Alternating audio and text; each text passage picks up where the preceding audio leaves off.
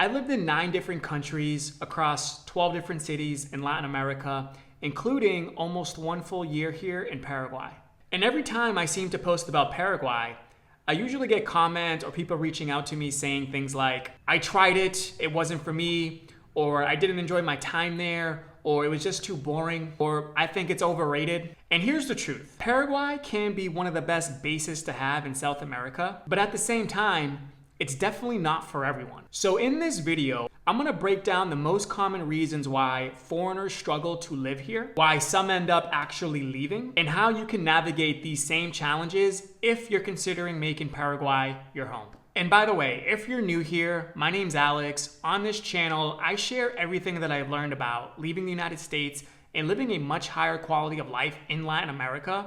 So if that sounds interesting to you, be sure to subscribe. Let's get into the video. Okay, so let's start with the language barrier. All right, one of the first challenges that foreigners face in Paraguay is the language. All right, unlike many places in Mexico, like Mexico City or Colombia, like Medellin or Cartagena, this is where you usually find people who speak English, right? Many people live in these cities without even knowing anything about Spanish, and they do just fine. They enjoy their time there for long periods of time.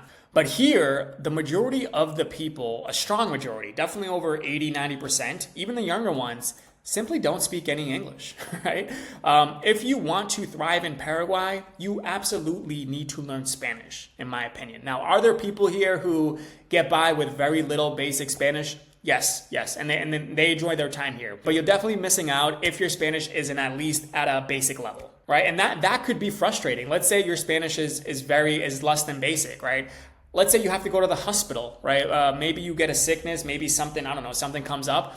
How are you supposed to go to a hospital by yourself if most of the people there don't speak English? I can only imagine, right? You'll probably need help. You'll probably need to hire someone to go with you, or maybe hopefully you have a friend or maybe a girl that you know to help you out with there. But my point is, you're not going to be as independent as you probably want to be, right? Simple things like ordering at a restaurant. I mean, I went on a double date with a friend, and even ordering like from a menu in Spanish could be challenging for you if your level of Spanish isn't basic. On top of like if you go with 2 women who don't speak any English, which was the case, and I'm the only one who speaks Spanish, like it's gonna be a 3-way conversation, and we're gonna have to fill him in, right? Which is not the best look, right? So those are just a couple examples why it might not be ideal for someone who doesn't have a basic level of Spanish.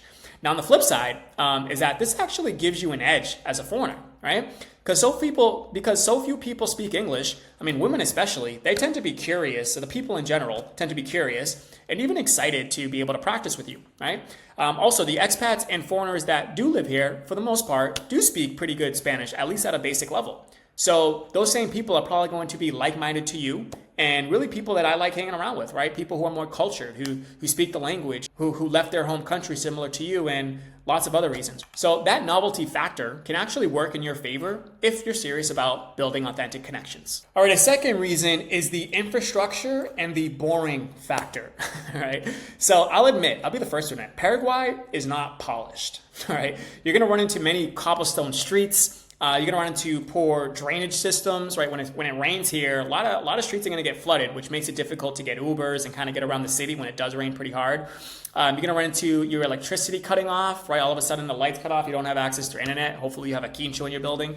You're gonna run into water cutting off even. It's happened to me a couple times, and I've only been back for a month, where the water shuts off and you don't get a heads up, right? And it shuts off maybe most of the day, if not the entire day.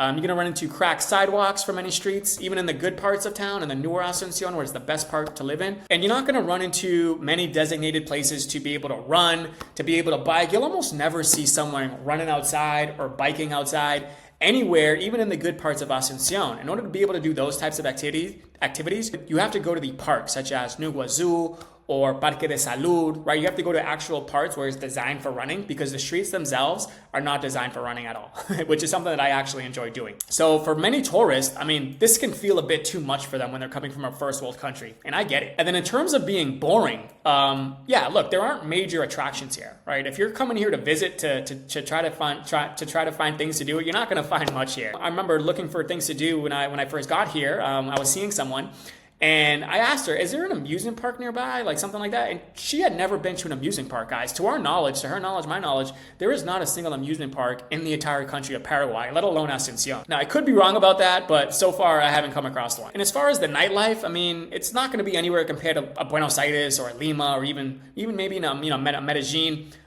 Mexico City, obviously, right? But here's the perspective shift, okay?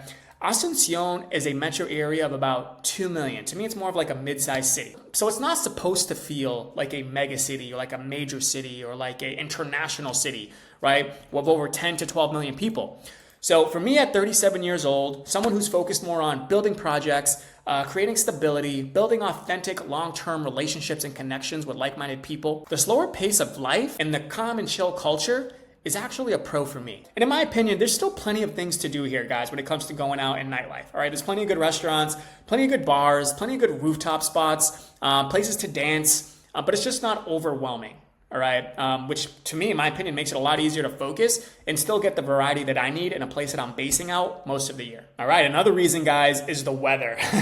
The weather here is a big talking point. Summers here do get really hot. All right, we're talking 40 degrees Celsius, sometimes even 50 degrees, which is well over 100 degrees Fahrenheit, sometimes even higher, right? And for me personally, I mean, I enjoy the heat, but I'll admit it can get pretty hot here. All right, even if you have a pool in your building, which most of you will, most of these buildings here have pools, you can't even walk barefoot at the pool because the ground's gonna burn your feet, right? Now, with that said, I do work from home, and most of you watching this, if you have remote work, right, you're most likely going to be working from home as well. So most of my time during the hottest hours of the day are going to be inside my apartment or maybe at a coffee shop inside with air conditioning on. Right? And once the sun goes down, I mean, the evenings tend to cool down, of course. So in my experience, this is very manageable. Now, keep in mind, I am someone who does enjoy heat. In my opinion, if you go to like coastal cities in Colombia, such as Santa Marta, it's even hotter there, all right, because it's much more humid. So it doesn't hit me as hard here as it does there, but it's still hot. It's just, for me, I think it's manageable. So for some people though, the heat is definitely a deal breaker, and I definitely get that. So you have to decide for yourself, can you handle the heat during December, January, February months? If not, just go somewhere else for that time, and then you can always come back. But that's a big reason why many people don't last here during those months. Next reason, Paraguay is a landlocked country. All right, so if you're like me, I grew up in Boston. I grew up near the ocean. I love being near the ocean. I love beaches. I love that type of culture. My dad's Puerto Rican, so I would go to Puerto Rico when I was like 18, 19, 20. I love that type of culture, that type of environment, that beach life. So being landlocked can feel like a downside, right? Again, there's no beaches here. You don't get that coastal vibe like you do in Peru or Colombia or Brazil. But for me, I just accept that if I want to hit the beach, I'll just fly to Brazil, more specifically the northern part where the beaches are awesome, such as Natal or Fortaleza. Or I can even go to Argentina to visit the ocean. I can go to Colombia, of course, which is one of my favorite countries.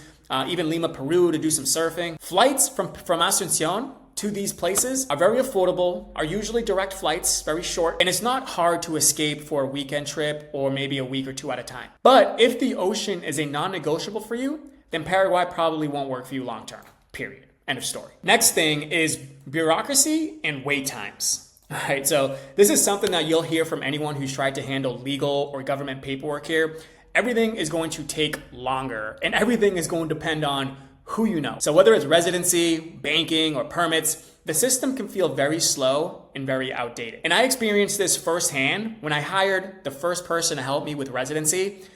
And things really dragged on forever, guys. It was not a good experience. I eventually cut ties with this person. And this is someone who's very popular on YouTube who offers residencies. You've probably seen some of his videos.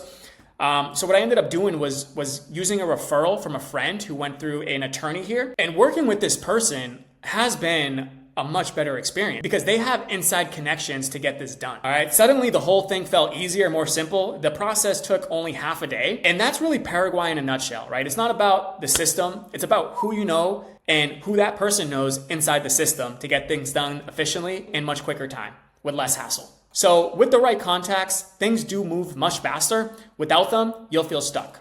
And if you're someone who is serious about getting Paraguay residency, I'm happy to share my referral with you. I'm happy to share the entire process with you. Feel free to book a one-on-one private consultation with me. Links in the description. Let's keep on. All right, a more obvious reason that most people should know is the economic opportunities here. Okay, so if you're planning on coming to Paraguay to find a job or work somewhere or work for a Paraguayan company or even start a traditional business here, you're probably going to be disappointed. The economy here is much smaller than probably what you're used to. High-paying jobs are very rare. This isn't like the US or Canada, where you could just apply to a dozen of job listings and earn a decent income from that. So just about every foreigner here that I know earns their income remotely. Now, some people do have their businesses inside the country. It's just more challenging from what I found. So I definitely recommend earning dollars outside this country, whether it's sales, online business, consultant, whether it's your own personal investments outside the country. If you come with a way to earn US dollars, you're going to love how far your money goes here. But if you don't, you're definitely going to struggle and you're probably going to want to leave the country. So just know that in advance before you come here. All right, here's a bonus one that I'll share with you guys for all my single guys on the channel, all right? It's dating and the small pool problem.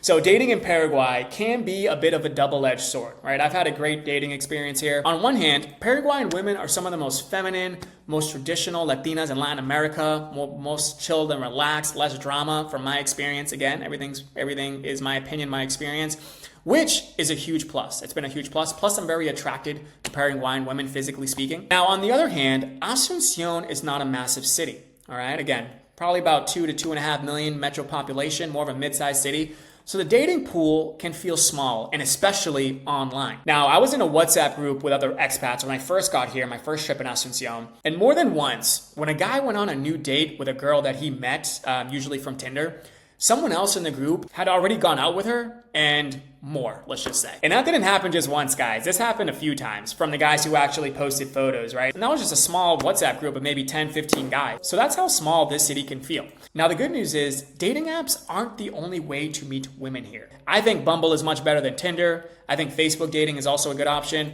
Instagram is even better. It's probably the best when it comes to online dating in my experience because there's really unlimited amounts of women on there and they're not advertising themselves to look for a certain type of foreigner, right? But of course, meeting people in person or through social groups is going to be ideal. But my point is, if you're used to the endless options of a place like a Lima or Buenos Aires or a major city like that, be prepared for a smaller pool here. And if you're part of WhatsApp groups with like-minded guys, be prepared that someone might have already talked to that particular girl that you found on Tinder. So don't lean towards dating apps. Try to find other avenues. But again, that's just the dating and the small pool problem that a lot of single guys here might not like. So as you can see, the truth is Paraguay isn't for everyone who comes here. The language barrier, the heat, the infrastructure, the lack of options, variety, and things to do isn't for everyone. But if you come here with the right mindset, remote income already in place, patience with the process and the bureaucracy, and focus on building a long-term high quality of life, those same struggles can actually become some of the greatest strengths, in my opinion. And for me, that's why I decided to make this country my base. I enjoy the stability, the relaxed, chill lifestyle, the fact that it feels like a place that I can build some real roots and make some real authentic connections with like-minded men, the fact that they're so friendly to foreigners here. It's not a flashy place, but it's definitely real and authentic. And a place where I can really focus on personal projects and get stuff done while still being very close to major big city energy and other beaches within a short direct flight that's very affordable. That's exactly what I want right now at this stage in my life. And if you're curious about making the move abroad, or maybe taking an exploratory trip somewhere in Latin America, you want some guidance, you want someone to talk to, some advice, I offer one-on-one private consulting calls, links in the description, or if you just want to watch similar videos to this one,